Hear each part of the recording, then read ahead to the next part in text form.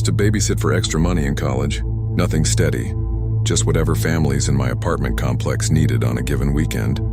Posted on one of those neighborhood community boards where people ask for dog walkers and lawn care recommendations. I'd done it for almost 2 years without a single problem. I had regulars, families who trusted me enough to leave a key under the mat, kids who knew me well enough to actually behave. That changed with the Hendersons.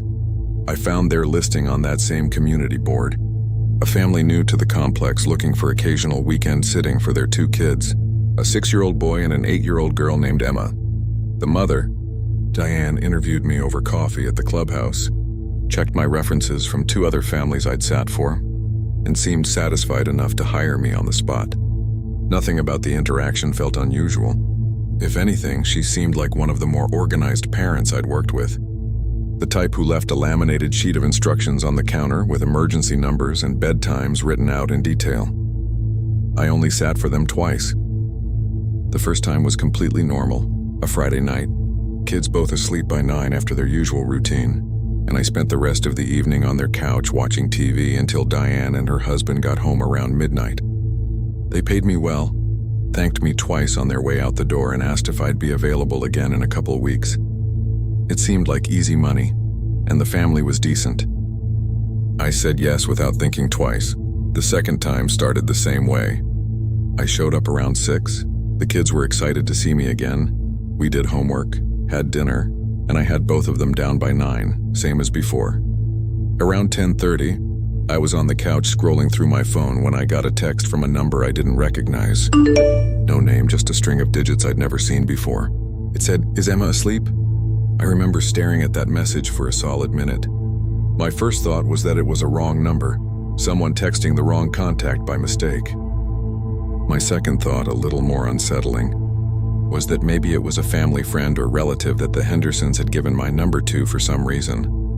Though that seemed like a strange thing to do without telling me first, I decided not to respond, figuring if it was important, whoever it was would call instead. A few minutes later, another text came through from the same number. "Check on her for me." That's when the uneasy feeling in my stomach started to turn into something closer to real fear.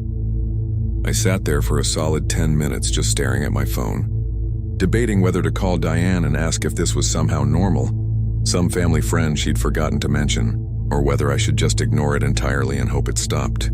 Before I could make up my mind, a third message came through. And this one made my hands go cold. "You're not checking. Why aren't you checking?" I got up off that couch so fast I nearly knocked over my water glass. I walked upstairs to check on Emma, telling myself the whole way up that this was ridiculous, that I was letting a stranger's weird texts spook me over nothing. But some instinct in me needed to see her safe with my own eyes. She was sound asleep in her bed, exactly like she should have been. Nightlight glowing softly in the corner. Everything completely normal. I stood in that doorway for almost a full minute just watching her breathe before I felt calm enough to go back downstairs. I sat back on the couch and finally texted back asking who this was and how they had my number. The reply came almost instantly, faster than felt natural for someone typing out a response. "I can see you didn't turn her nightlight back on." I felt my entire body go rigid. I had turned it off by accident, brushing past her dresser on my way out of the room while checking on her earlier that evening. A small nightlight shaped like a moon that I'd bumped with my elbow and turned off without really noticing, until I was already back in the hallway. I hadn't mentioned it to anyone. I hadn't posted anything online, hadn't taken a picture, hadn't said a word out loud about it to another living soul. There was no possible way for a random number to know that, unless they were somehow watching me do it, in that exact moment, in real time. I bolted to the living room window and looked out at the backyard, then crossed to the dining room and checked the side yard, scanning every angle of the property I could see from inside the house. I didn't see anyone. No shapes in the dark, no car parked somewhere it shouldn't be, nothing obviously out of place. But the dining room blinds, which I was absolutely positive had been open when I arrived earlier that evening, because I specifically remembered the orange light of the sunset coming through them while I was helping the kids with their homework at that table, were now shut completely. I hadn't touched those blinds.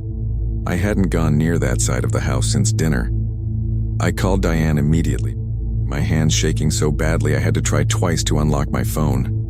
She picked up sounding confused, said they were only about 20 minutes away and would head back right now if something was wrong. I asked her as calmly as I could manage while my heart was hammering in my chest if she knew who might have my phone number, or who might know small details about their house like which room Emma slept in and how her nightlight worked.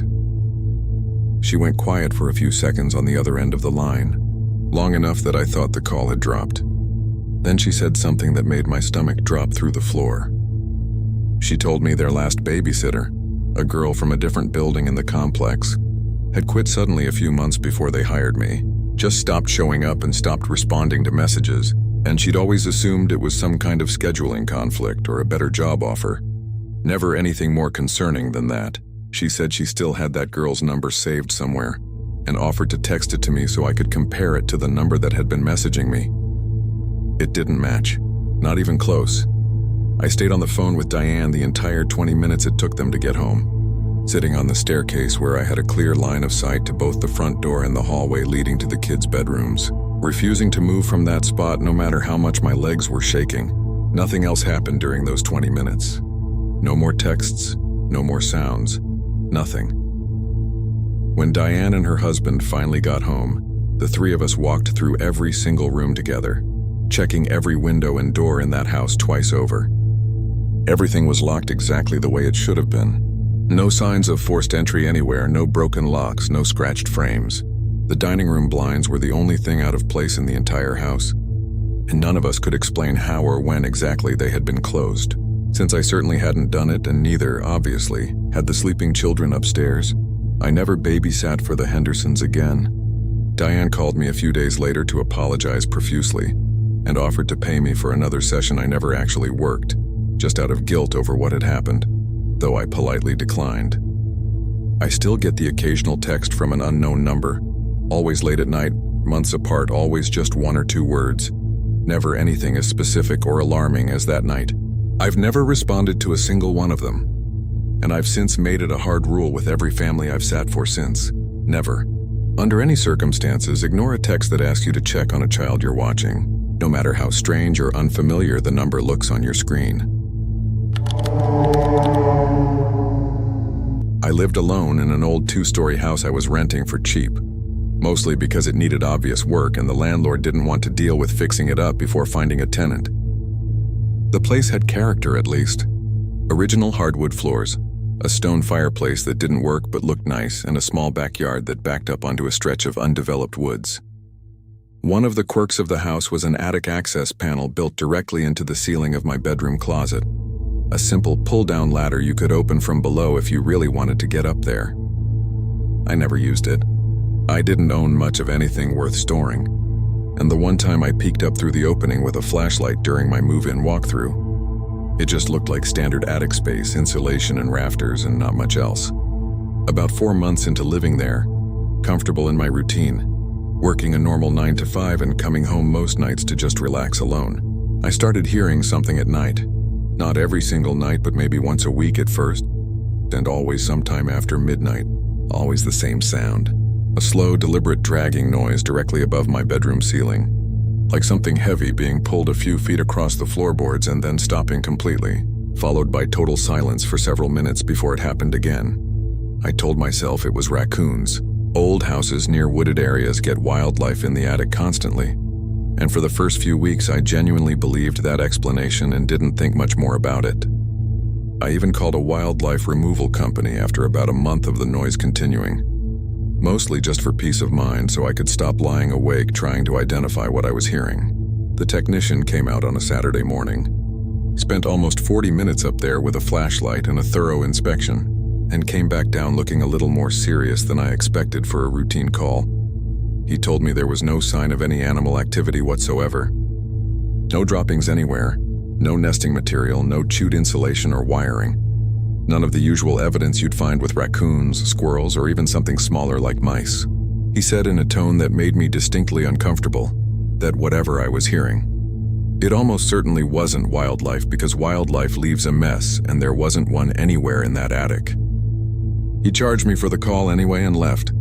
I remember standing in my driveway afterward feeling more unsettled than I had before I'd called him. The dragging sound kept happening after that visit. if anything, slightly more frequently than before. I started staying up later on purpose, telling myself I needed to understand the pattern of when it happened before I could figure out what was actually causing it. Some part of me convinced that if I just listened carefully enough, I'd land on a logical explanation that would let me sleep normally again. One night, lying in bed around 1 in the morning, right as I was finally starting to drift off to spite myself, the sound happened again, except this time it was closer to the attic access panel in my closet than I'd ever noticed it before.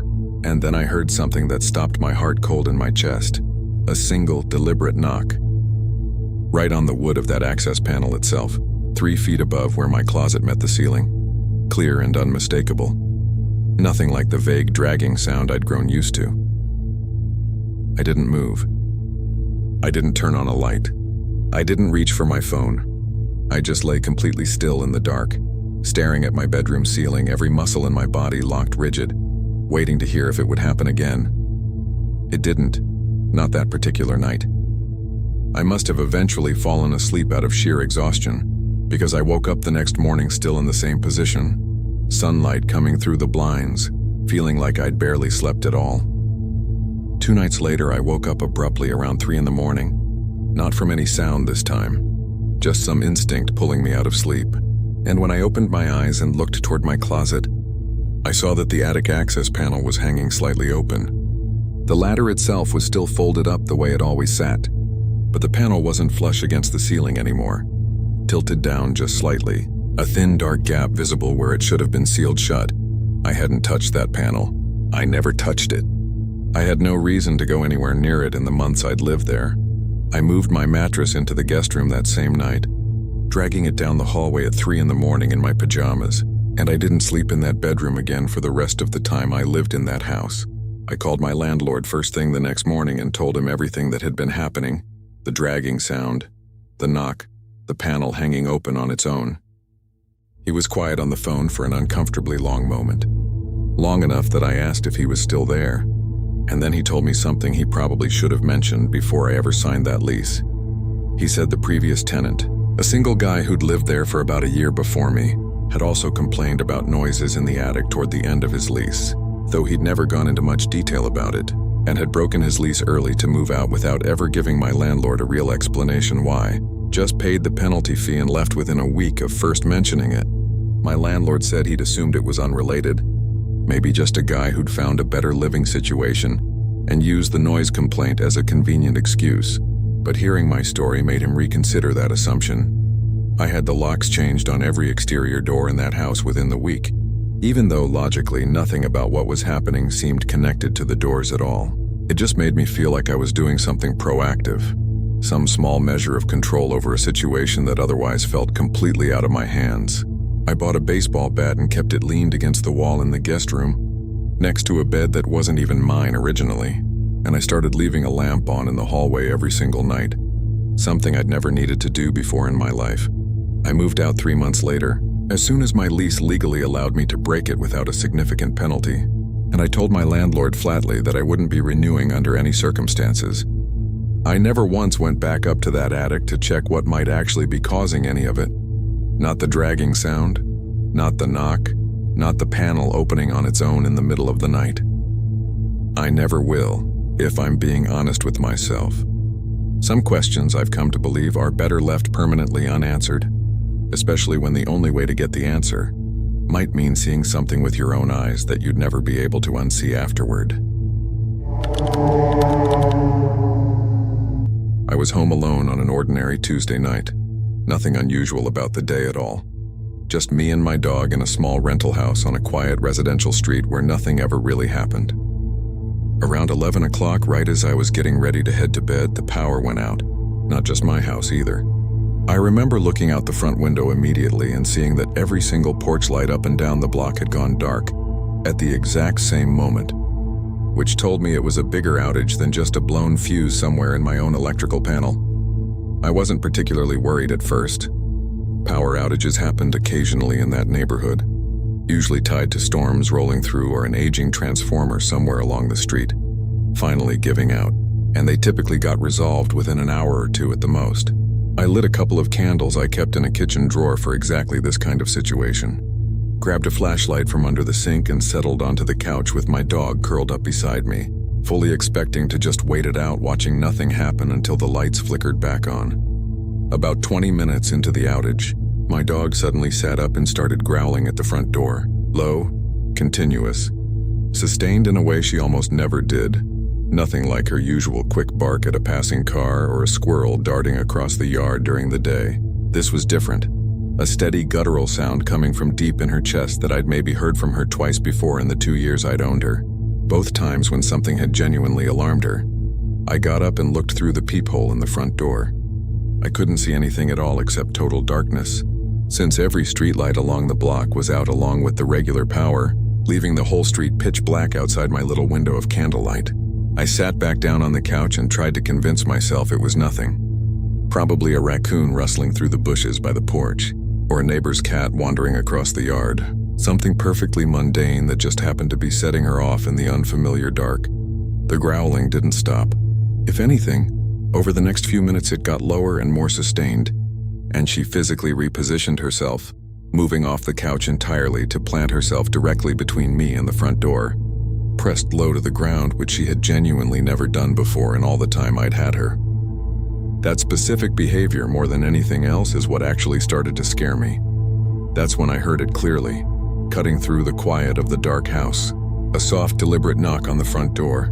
3 knocks evenly spaced apart and then complete silence afterward. I didn't answer. I didn't call out to ask who was there, the way you normally would on instinct. Something about the total darkness outside combined with the way my dog was reacting told me on some deep animal level that answering would be a serious mistake. I sat completely frozen on the couch, my candle flickering slightly from some draft I couldn't identify, and I just listened as hard as I possibly could. A few minutes passed in total silence. Then the knock came again, except this time from the back door on the opposite side of the house.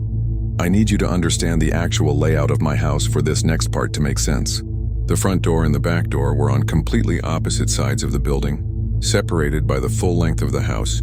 Easily a 20-second walk if you went around the outside along the gravel path that ran down the side yard. Whoever or whatever had knocked on my front door had somehow made it all the way to my back door in under 2 minutes of total silence in between, without me hearing a single footstep on that gravel path, a path that always crunched loudly under literally anyone's weight, including my own every single time I walked it. My dog immediately followed the new sound, moving from the front hallway into the kitchen, growling the entire way there, her hackles now fully raised along her entire back. I grabbed my phone off the coffee table and started dialing my neighbor 2 houses down. The only person on that street I actually knew well enough to call at nearly midnight without feeling ridiculous about it.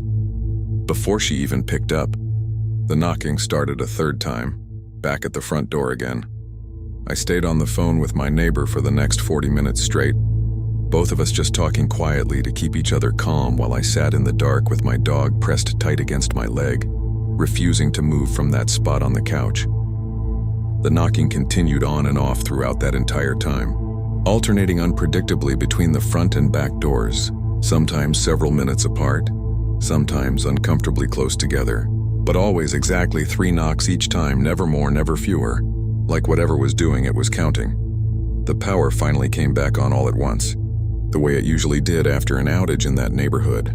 Every light in the house flooding on simultaneously and the porch light snapping back to life outside the front window.